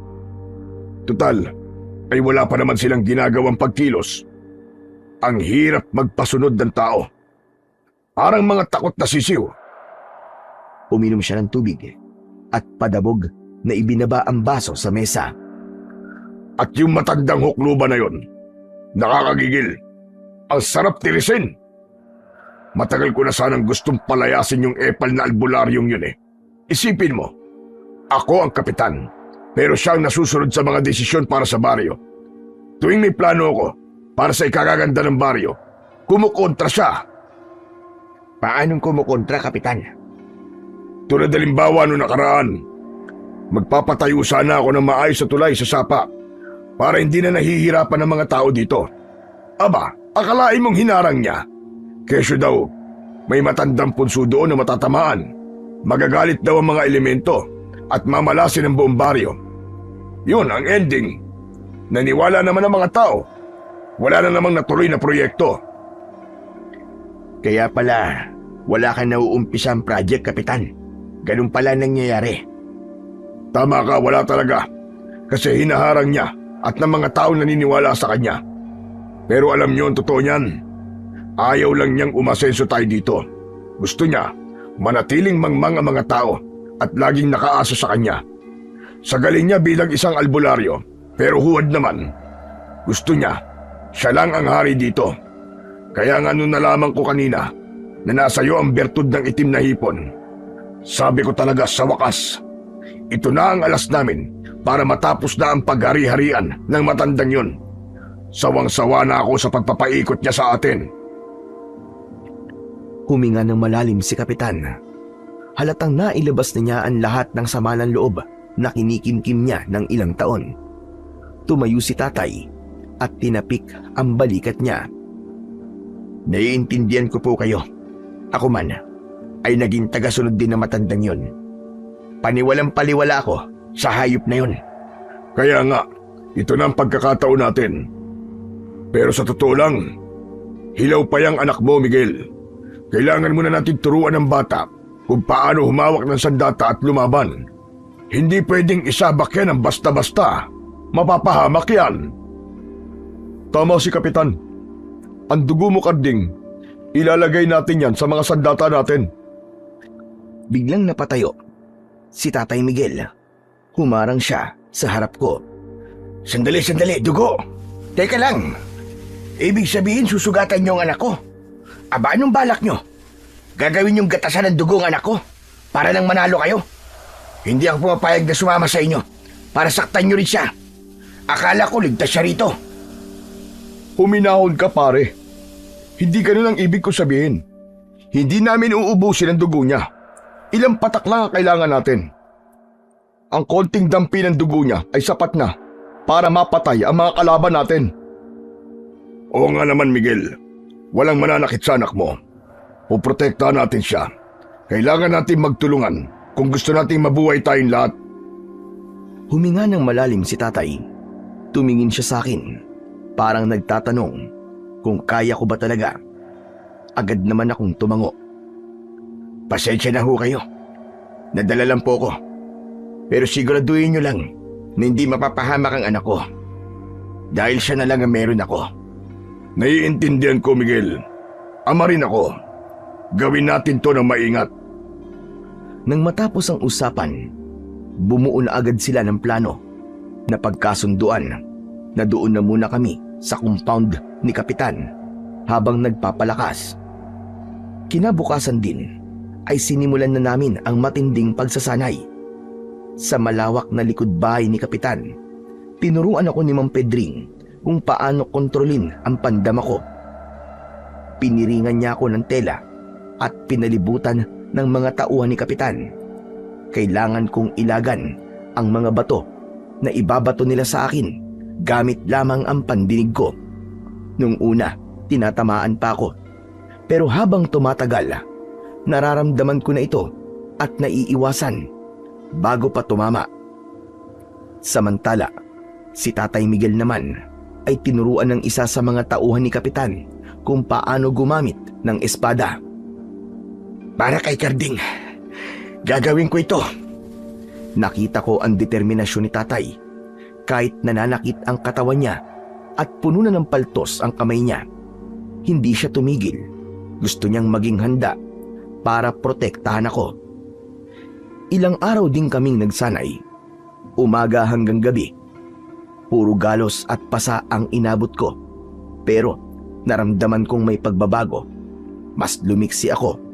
Mas tumalas din ang aking pakiramdam. Isang hapon, habang nagpapahinga kami, biglang inihagis ni Mang Pedring ang isang kawayan sa akin mula sa likuran nang walang pasabi. Mabilis pa sa 4:00 na nakakilos ako at nasaluyon gamit ang isa kong kamay. Napangiti si Mang Pedring. Tumango siya kay Kapitan at kay Tatay. Ayos. Handang-handa na ang bata. Sa palagay mo, oras na ba para umatake tayo? Hindi pa panahon, Kapitan. Huwag tayong susugod ng basta-basta. Tignan niyo ang kalendaryo. Full moon. Sa panahong yan, mas malalakas ang mga kampon ni Ambo. Mas matalas ang kuko nila at mas mabilis maghilom ang sugat nila kapag maliwanag ang buwan. Ang ibig mo ba sabihin kailangan pa natin maghintay? Paano kung mahanap nila tayo rito? Huwag kang mag-alala, Miguel. Hindi nila kayo mahahanap dito dahil puno ng proteksyon ng bakuran at bahay ko laban sa kanila. At alam nila yan. Pinangingilagan nila ang lugar na to. Nagtaka ako kasi kahit mataas ang pader ni Kapitan, alam kong kayang-kayang talunin o liparin yon ng mga aswang kung gugustuhin nila. Bakit po, Kapitan? Ano po meron sa bahay nyo na wala po sa ibang bahay dito sa isla? Noong itayo ang bahay na ito, hindi lang semento ang ibinaon namin sa pundasyon. Ang lolo ko, na isa ring manggagamot bago pa dumating si Embo rito, ay nagbaon ng mga sangkap na hindi nila matagalan. Bawat poste nito, may nakabaong tanso na binabad sa banal na tubig. May orasyon din niya ang bahay na ito. Tama si Kapitan. Dahil sa mga yon, kaya hindi sila nakakalapit o nakakapasok dito. Alam mo bang iba ang amoy ng paligid dito? Para sa atin, ordinaryo lang. Pero sa ilong ng mga aswang, maanghang ito at napapaso sila. Hindi nila kayang tumagal ng malapit sa pader. Kaya kahit maamoy nila kayo, hindi sila makakaatake agad-agad. Maliban na lang kung talagang desperado na sila. Kaya nga, dito kami nagmi-meeting. Ito lang ang tanging lugar sa baryo na hindi nila mapapasok. Basta makinig kayo, sundin niyo ako. Hindi pa tayo susugod. Magpalipas muna tayo ng ilang araw hanggang sa mag-itim ang buwan. Yun ang oras na mahina sila. Pero yun naman ang oras na mas magiging makapangyarihan ang bertud ni Karding. Tama ka. Sa ilalim ng itim na buwan, doon niya mailalabas ang tunay niyang lakas. At sa gabi na yon, tatapusin na natin silang lahat. Kung yan ho ang tingin niyong tama, susunod po kami. Tumango si Mang Pedring at uminom ng kape. Sulitin niyo ang pahinga. Sa oras na mag-itim ang buwan, lalabas na tayo at haharapin na natin sila. Lumipas ang mga araw at malapit na ngang sumapit ang itim na buwan. Dahil sa pagod sa pagsasanay, maimbing na nakatulog si Tatay at Mang Pedring sa loob ng silid. Pero ako, hindi ako dalawin ng antok. May nararamdaman kasi akong kakaiba sa katawan ko. Parang may mumunting kuryente na dumadaloy. Hindi ko maintindihan kung ano yon. Pero kinakabahan talaga ako. Ilang sandali pa, bigla kong natigilan nang may maamoy na masangsang. Para bang nabubulok na karne. Katulad nito ng amoy sa bahay ni Kaambo. Kasunod nito ay ang mahihina at maingat na kaluskos sa labas na tila may kumukutkot sa lupa malapit sa dingding. Maya-maya pa, isang malakas na pagaspas ng mga pakpak ang narinig ko sa tapat mismo ng aming bintana. Tay! Tay, gising ka po! Nasa paligid natin sila! Ang mga aswang nandito na! Agad na napabalikwas ang tatay ko. Ano sabi mo? Natigilan siya at nakiramdam. Sa sobrang tahimik ng gabi, dinig na rin niya ang malalakas na pagaspas ng mga pakpak na para bang paikot-ikot sa itaas. Kaagad na lumapit si tatay sa bintana at dahan-dahang sumilip. Nakasunod naman ako sa kanya. Sa ibaba ay nakita namin si Kaambo. Nakatayo siya ng tuwid sa ibaba. Tila naramdaman niya ang tingin namin dahil dahan-dahan siyang lumingon. Tapos ay bigla siyang nagbago ng kanyang anyo. Ang mga mata niya, pulang-pula. Ang kanyang balat ay naging kulay itim. Humaba ang kanyang mga kuko at tumubo ang pakpak sa kanyang kilikili. Naging isang nakakatakot na nilalang, ang matandang albularyo. Bigla siyang lumipad papunta sa direksyon namin. Tinangka niyang sugurin kami at pumasok sa kwarto, pero naging maagap si tatay. Mabilis niyang isinarado ang bintana. Ibigay mo sa akin ang bata, Miguel! Ibigay mo siya sa akin!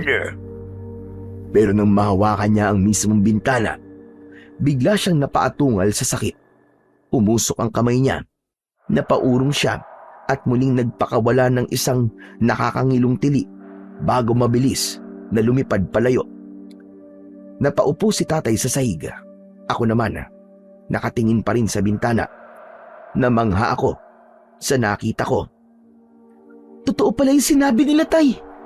Malakas talaga ang proteksyon ng bahay na to. Hindi sila basta-basta makakapasok. Oo, pero nakakagulat pa rin yun, anak. Ayos lang po yun, Tay. Basta maniwala lang tayo, may hangganan ng pananakot ni Mang Ambu sa atin. Oo, anak. May hangganan talaga ang kasamaan. At kailanman, hindi ito mananaig laban sa kabutihan. Habang nag-uusap kami ni tatay, napatingin ako kay Mang Pedring. Mahimbing na mahimbing ang tulog niya. Sa kabila ng ingay naming dalawa ni tatay. Tay, tignan niyo po si Mang Pedring, oh. Parang hindi apektado sa ingay kanina. Ang sarap pa rin po ng tulog. Napatingin din si tatay at napailing na lang at saka ngumiti. Pagod na pagod kasi yan sa pag-iensayo sa akin kanina. Hayaan mo na. Kailangan din yan tamang pahinga. Mabuti pa ay matulog ka na ulit. Di naman na siguro babalik yung matandang hukluban na yun. Ako na lang ang magbabantay sa'yo. Sige po, Tay. Salamat po. Nahiga ako sa kama at ipinikit ang aking mga mata. Pinipilit kong makatulog dahil kailangan ko ng sapat na lakas. Dahil sa mga susunod na gabi, wala nang atrasan. Totoong bakbaka na ang haharapin namin. Samantala, makalipas ang ilang araw, sumapit na din ang pinakahihintay namin, ang itinakdang oras ng pagsalakay, ang gabi ng itim na buwan. Tulad ng inaasahan, walang buwan sa langit ng gabing yon. Wala ding mga bituin. Kadiliman ang bumalot sa buong isla. Nasa sala kaming lahat noon. Inabot kami ng halos 20 lalaki, kabilang sina Tatay, Mang Pedring at si Kapitan. Lahat ay may kanya-kanyang hawak na sandata. Ang hawak ko naman ay pana at mga palaso na sadyang ginawa para sa akin ni Mang Pedring. Handa na ba ang lahat? Isang malakas na oo ang isinagot naming lahat. Yan, tama yan. Gawin natin ito para sa ating mga kapamilya, para sa kapayapaan ng buong isla. At nagsimula na ang unang hakbang. Nagsimula na sila ng ritual para makakuha ng aking dugo. Lumapit si Mang Pedring sa akin. May hawak na isang maliit at matalim na balaraw. Sa kabilang kamay niya ay may isang maliit na mangkok na yari sa luwad o putik. Pedring, dahan-dahan lang ha. Huwag ka mag-alala pare. Alam ko ang ginagawa ko. Hindi mapapahamak ang anak mo. Maingat na hinawakan ni Mang Pedring ang kaliwang braso ko. Naglabas siya ng isang malinis na tela at ipinunas sa aking balat. Karding, kailangan mo maging matapang ha. Ilang patak lang ang kailangan natin para magkaroon ng lason ang lahat ng sandata natin. Inihanda niya na ang balaraw.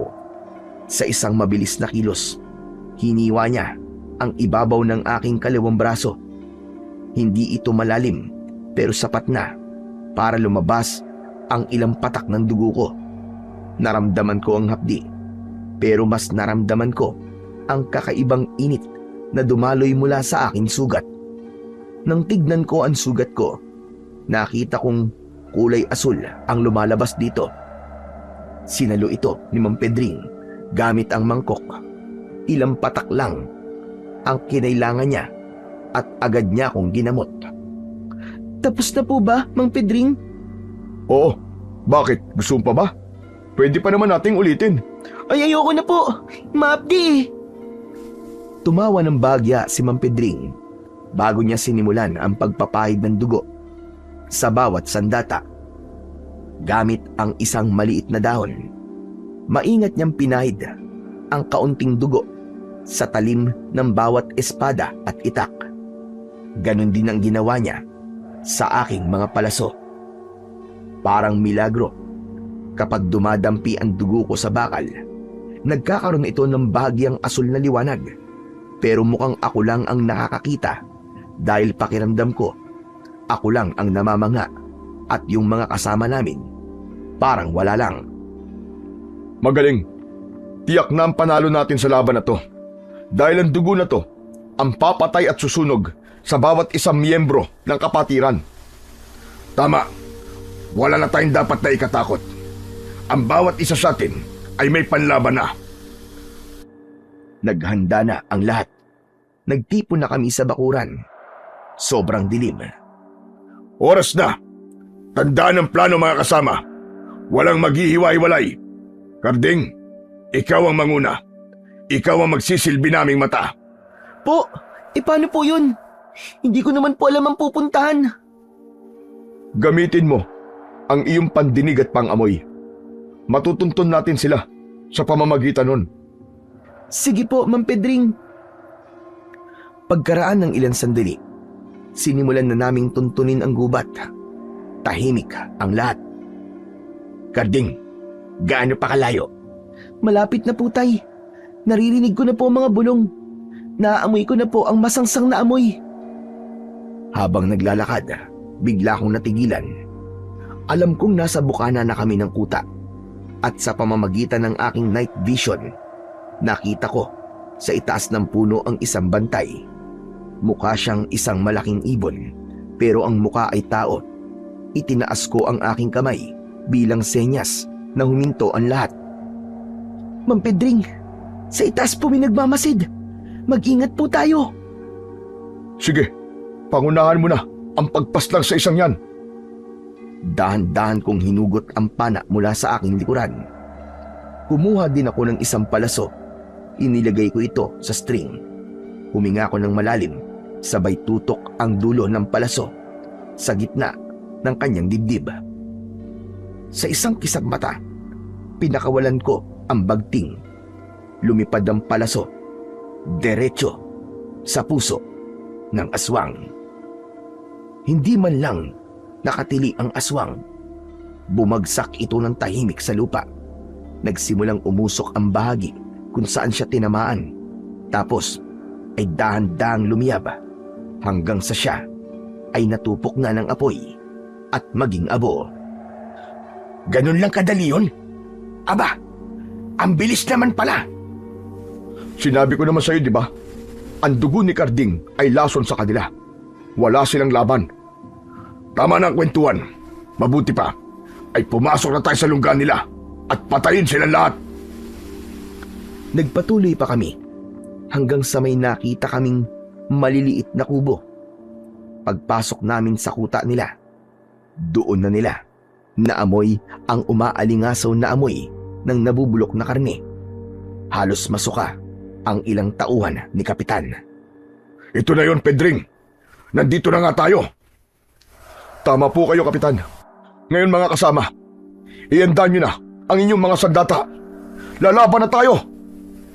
Sa paligid ay wala akong makita. Wala din sa loob ng mga kabayan. Wala po sila dito. Ngunit ilang sandali pa ay may narinig akong parang bumubulong ng dasal. Pamilyar ang boses na yon. Parang si Kaambo. Pagtingin ko sa pinakadulo ng kuta nila ay may nakita akong yungib at sa harap nun ay dun ko sila nakita. Marami sila, higit sa inaasahan namin. Napakarami po nila. Parang nagsisimula sila ng ritual. Hinigpitan ni Mang Pedring ang hawak niya sa kanyang itak. Ito na yon. Mukhang magpuprosesyon na naman ng mga yan sa may tabing dagat. Ngayon mga kasama, handa na ba kayong tapusin ang sumpa sa isla? Tumango silang lahat bilang pagsang-ayon sa sinabi ni Mang Pedring. Carding, ikaw ang bahala sa mga nasa taas at kami naman ang bahala sa mga nasa lupa. Sige po, Mang Pedring. Ayos na ang lahat. Kung ganon, sugod! Halos sabay-sabay na lumingon ang kapatiran nang marinig ang malakas na boses ni Kapitan. Agad silang nagpulasan, kanya-kanya na nagbago ng kani-kanilang mga anyo bilang mga halimaw. Habang nagkakagulo, doon ko naramdaman ang tunay na lakas ng bertud. Sa paningin ko, ang bawat aswang na gumagalaw ay parabang napakabagal. Parabang slow motion. Ilang sandali pa, isang malaking ibon ang nagpaikot-ikot sa itaas ko. Hindi na ako nag-isip. Bumunot ako ulit ng palaso. Isinilpak ko sa pana at sa isang bira lang, tinamaan ito sa pakpak. Nakita kong parang may kuryenteng asul na gumapang sa kanyang pakpak. Tapos ay mabilis na gumapang sa buo niyang katawan. Sigaw ng sigaw ang kalaban hanggang sa tuluyang bumagsak sa lupa at nasunog. Akala mo makakaisa ka, ha? Nek-nek mo! Samantala, matapos kong patayin ng aswang, ay hinanap ko naman si tatay. Nakita kong may papalapit na aswang sa likod niya. Tay! Sa likod niyo! Mabuti na lang at narinig niya pala ako. Mabilis siyang lumingon, sabay tarak ng espada sa tiyan ng kalaban. Isang malaking aswang na mukhang aso ang kasunod na sumugod sa akin. Handang-handa ko nitong sakmalin. Pero dahil sa bilis ko, nagawa ko din siyang saksakin ng aking palaso bago pa niya ako masunggaban at lapain. Isang nakakangilong ungol ang pinakawalan ng halimaw. Naging matindi din ang bakbakan ng gabing yun. Marami rin sa amin ang nasugatan ng maluba.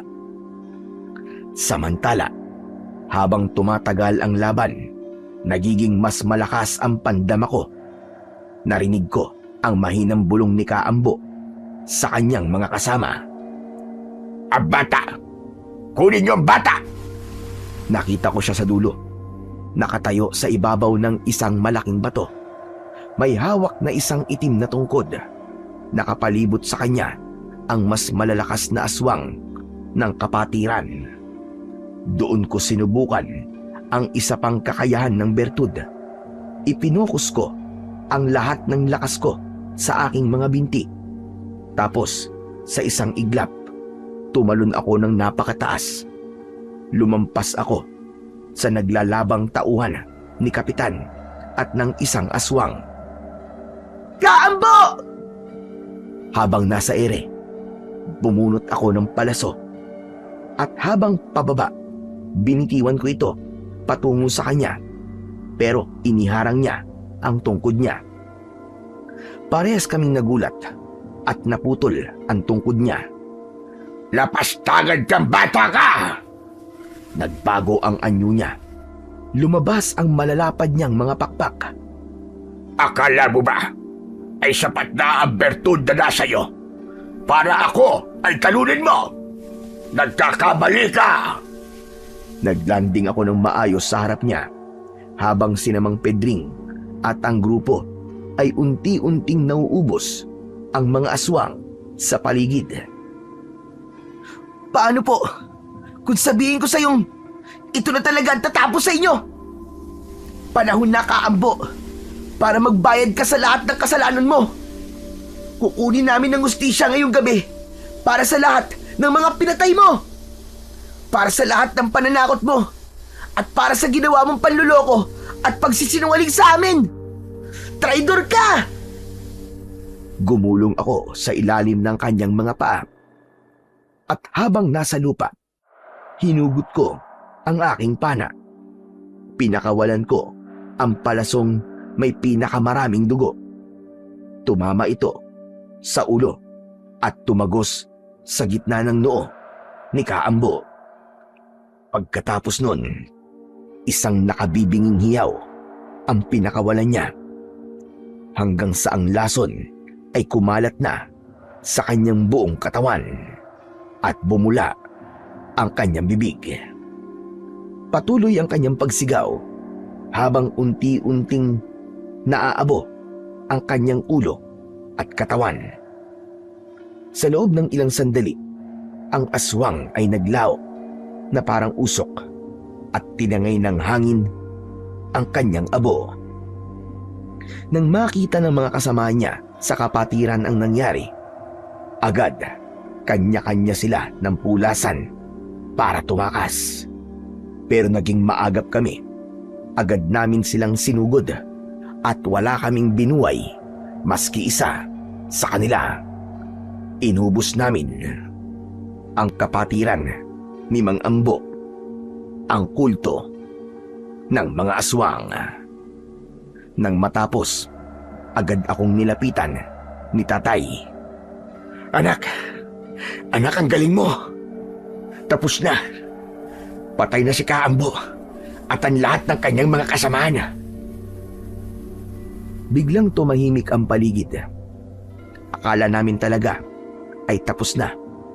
Pero mula sa pinakamadilim na parte ng komunidad na yon, bigla na lamang akong sinalakay ng isang matanda pero mabangis na aswang. Mas nakakakilabot ang kanyang anyo. Maitim na maitim ang kanyang balat. Punong-puno ng balahibo ang kanyang buong katawan. At mas mahaba ang kanyang mga kuko na animo ay mga matatalim na kutsilyo at napakalalaki ng kanyang mga pakpak. Matutulis din ang lahat ng kanyang mga pangil na animo ay malalaking talim ng lagare. Meron din siyang 2 maliliit na sungay sa kanyang noo. Para siyang isang demonyo na lumabas galing sa impyerno. Hindi namin napaghandaan ang pag-ataking yon. Kaya bago pa man ako makakilos, naramdaman ko na ang matutulis niyang pangil na bumaon sa aking balikat. Ah! Tay! Ang sakit! Tulungan niyo po ako! Napahiyaw ako sa tindi ng sakit, lalo na nang maramdaman kong sinisipsip niya ang aking dugo. Mahapdi yun, makirot, mainit, para akong sinisilaban sa tindi ng epekto. Para bang unti-unti niyang hinihigop ang aking natitirang lakas. Bitiwan mo ang anak ko! Hayop kang demonyo ka! Papatayin kita! Aray, tay! Ang sakit! Ang init! Hindi ko na po kaya! Nakita kong susugod na sana si tatay para tagain ang aswang, pero bigla siyang hinawakan ni Mang Pedring sa magkabila ang braso ng buong puwersa. Pare, bitiwan mo ako! Ano bang ginagawa mo? Papatayin niya ang anak ko! Papatayin niya si Kardeng! Huwag, Miguel! Huwag ka lalapit! Masisira ang daloy ng bertud. Magtiwala ka! Hindi maaano ang anak mo! Magtiwala! Nakikita mo ba yan? Kinakain niya na si Kardeng! Bitiwan mo ko! Bitiwan mo ko! Huminahon ka, Miguel! Magtiwala ka! Nagpumigla si tatay. Hindi niya matanggap na hinahayaan lang ni Mang Pedring at ng mga kasama namin na masaktan ako ng aswang na yon.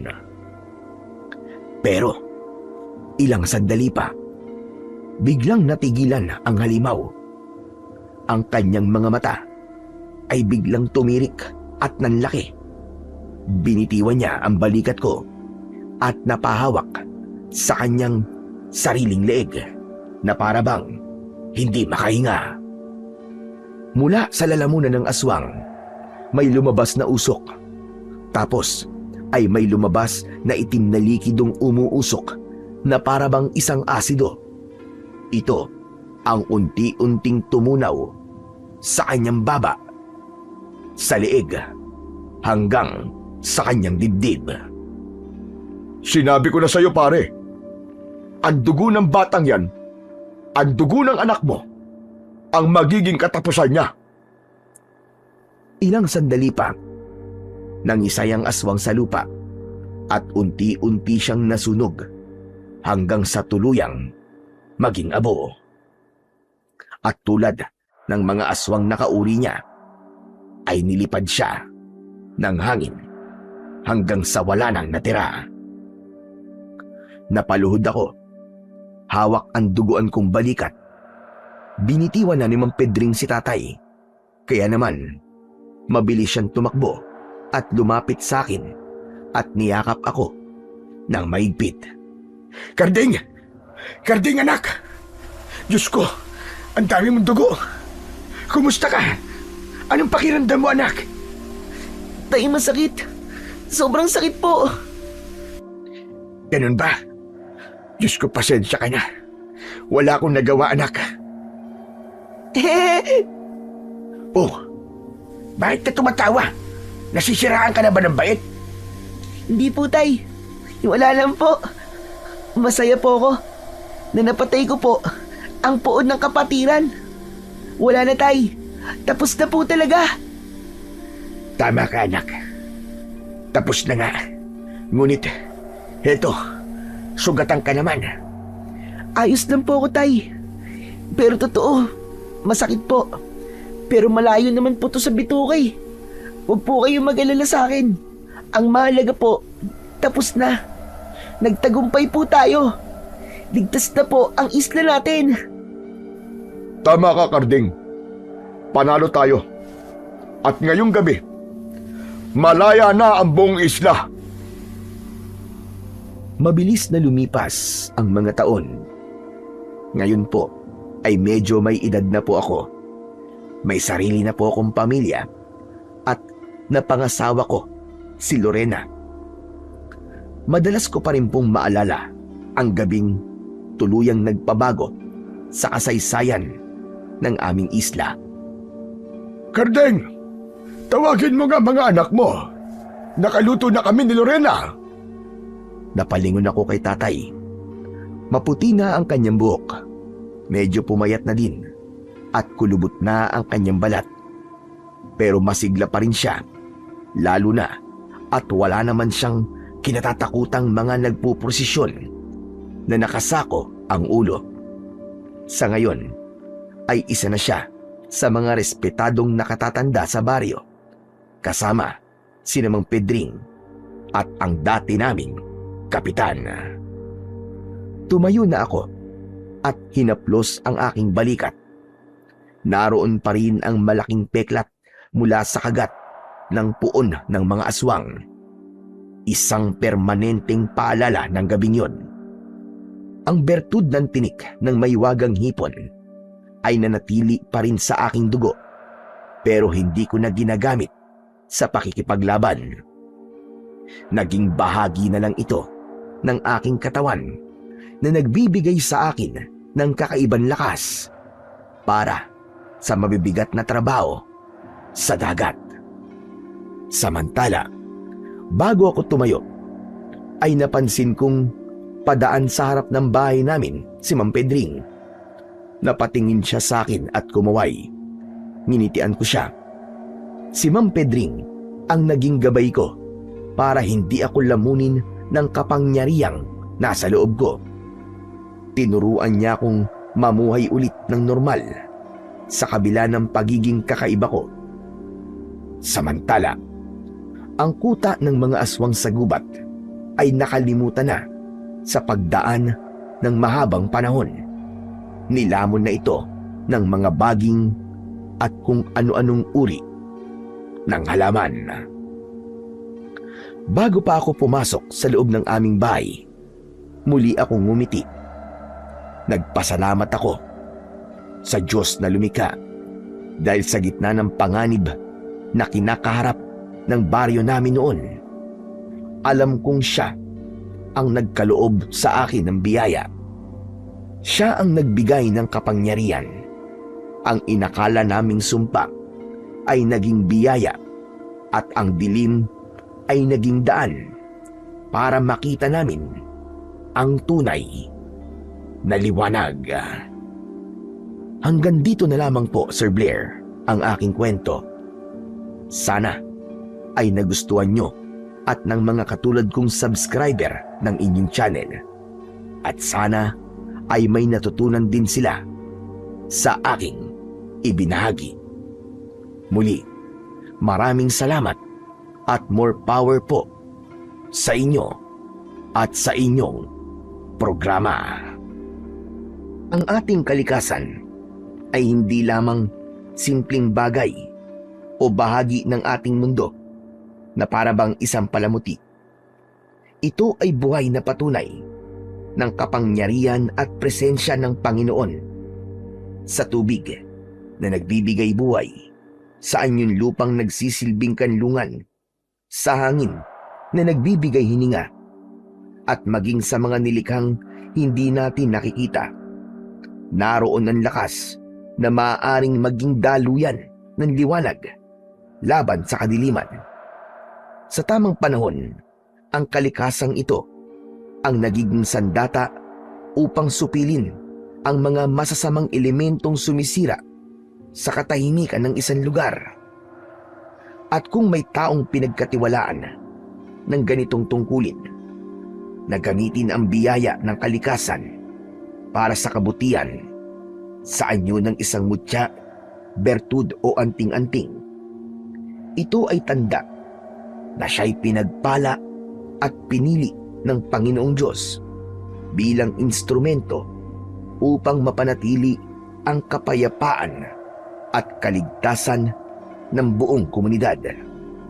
Kaya't nararapat lamang na ating pangalagaan ang kalikasan, ang tubig, lupa at himpapawid, sapagkat ang lahat ng ito ay mahalagang nilikha ng Panginoong Diyos para sa kapakanan ng sangkatauhan. Ayon nga sa awit, sabi nga sa awit 71, talata 1 hanggang 4, ang tumatahan sa lihim na dako ng kataas-taasan ay mananatili sa lilim ng makapangyarihan. Tatakpan ka niya ng kanyang mga pakpak at sa ilalim ng kanyang mga pakpak ay makasusumpong ka ng kanlungan. Ipinapakita ng talatang ito na ginagamit ng Diyos ang mga likas na larawan at nilikha tulad ng kanlungan at pakpak bilang simbolo ng kanyang proteksyon. Ipinapaalala nito na ang kalikasan ay bahagi ng kanyang paraan upang ingatan at ipagtanggol ang tao laban sa anumang uri ng kapahamakan.